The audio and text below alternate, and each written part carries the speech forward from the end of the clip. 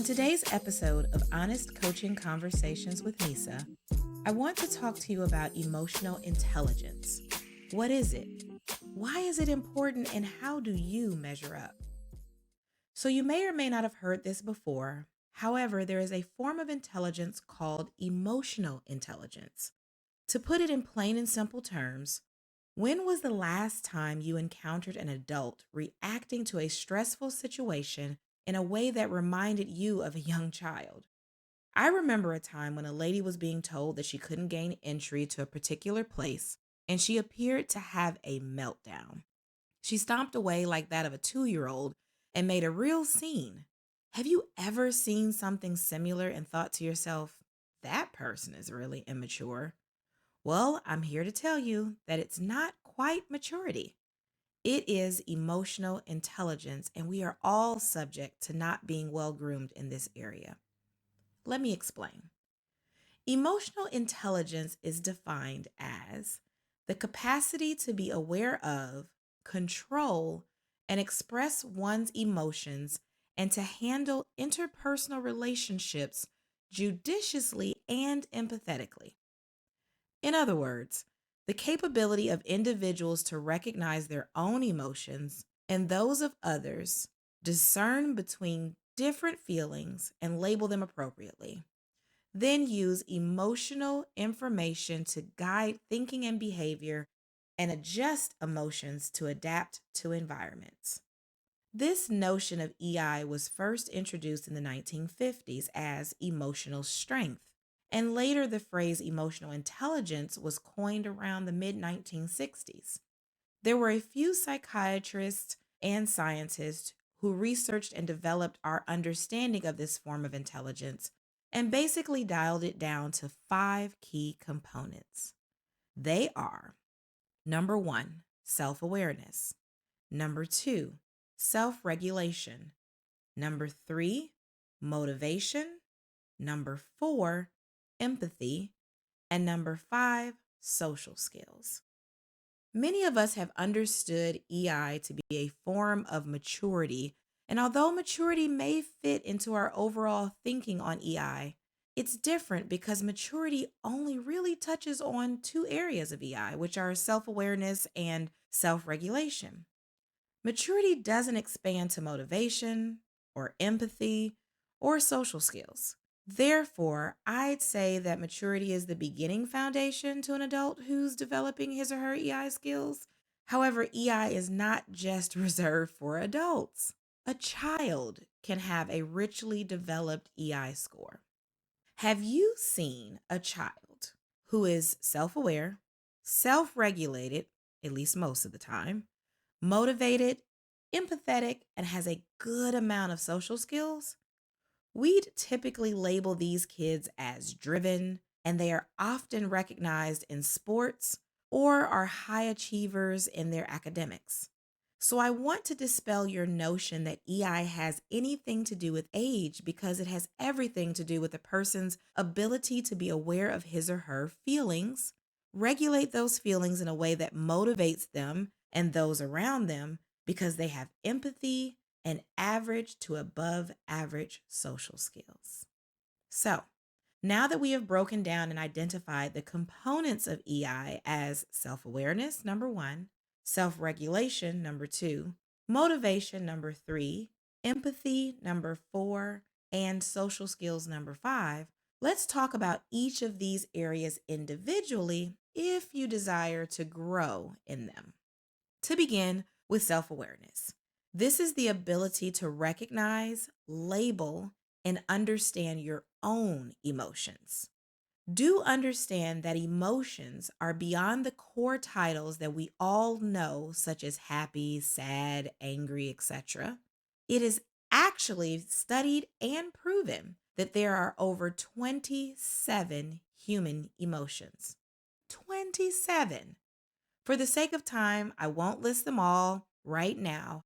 However, I will challenge you to do a simple search of human emotions and learn about them all.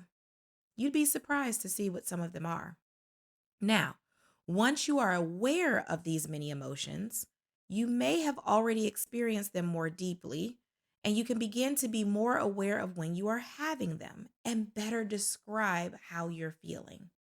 Understanding your emotions, identifying them, and labeling them correctly is the best way to grow in your self awareness space.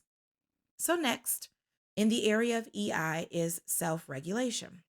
This has to do with our ability to control strong emotions by not acting on our raw feelings in an impulsive or destructive manner. Basically, you have to learn to sit in that emotion for a moment to be able to effectively process it. Sure, it will be unpleasant. However, as you process the emotion, you will begin to adapt a behavior of response that is not emotionally charged or destructive. This will result in a better decision making outcome. Ask yourself, how is what I am feeling to do right now in this very moment going to benefit me when this emotion has passed? I'll say that again. I want you to ask yourself, in the midst of an emotion, how is it that what I am feeling to do right now in this very moment going to benefit me when this emotion has passed? The goal is to find a less emotionally charged response. Remember now to be kind to yourself as you learn to grow in this area because you will not master this overnight. It takes practice. Now, the third area of emotional intelligence is motivation. Motivation is described as something that typically happens organically when you are able to connect to a thing, cause, or entity. With motivation, you are allowing yourself to first feel inspired without talking yourself out of it. The best thing about emotion in today's world is that there is a group of people for every likeness easily accessible online. In other words, if you are inspired to learn about and protect, let's just say, trees, for example, you can find others near and far who have this same motivation and passion as you. So you should never begin to think that your emotion is unusual. I say that as long as it is healthy and it doesn't harm others, then go for it. After emotion, in the recipe for emotional intelligence is empathy. Empathy is the ability to understand and share the feelings of another. It is when we can develop deeper, more meaningful, or intimate relationships with others by allowing ourselves to be vulnerable and truly connect. When you are able to have the ability to recognize how and why people feel the way that they do, you have empathy. You can do this by allowing yourself to first stop and truly listen to the point of view of another person. Some would say that you are also visualizing putting yourself in that person's shoes by imagining how they feel about a particular situation. Understanding that it isn't about you will enable you to save your point of view for another time or place. It isn't always beneficial for you to go into a situation where empathy is needed and discuss how you feel about a situation or by telling someone else how they should feel. With empathy, you are simply sitting in the emotion of another and allowing that person to have your support through acknowledgement of their point of view. You are validating their feelings. So, in continuing with our understanding of the five pillars of EI, I'd like to discuss the final area of social skills.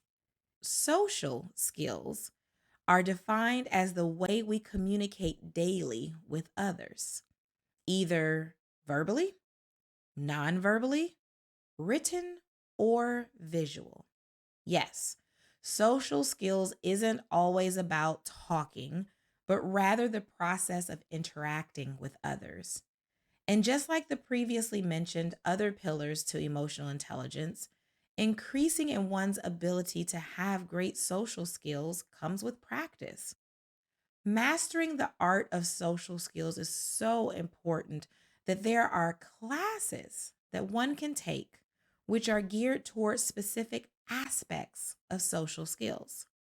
Writing classes, acting classes are to name a few. So my point and purpose is to for you to understand that being able to carry a high emotional intelligence comes after having had done your work on these suggested 5 pillars, which are self-awareness, self-regulation, motivation, empathy, and social skills. Many people never work on their emotional intelligence growth simply because they are unaware of the existence of emotional intelligence. So now that you know, my challenge for those of you listening this week is to take a week and recognize your standings within each of these 5 pillars. And I'll say them again: self-awareness, self-regulation, motivation, empathy, and social skills.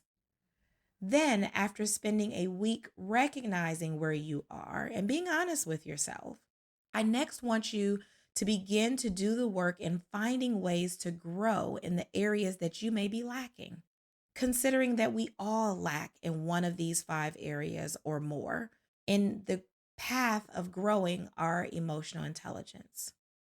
Do not be afraid to enlist the support of a good friend or professional and set a realistic goal of growing in any area that you are lacking.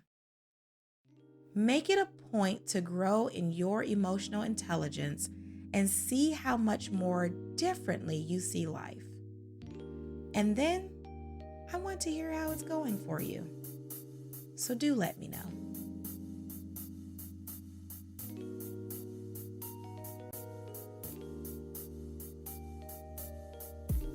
I want you to believe in yourself and all that you are. Love yourself above all else, and to thine own self always be true. Until next time.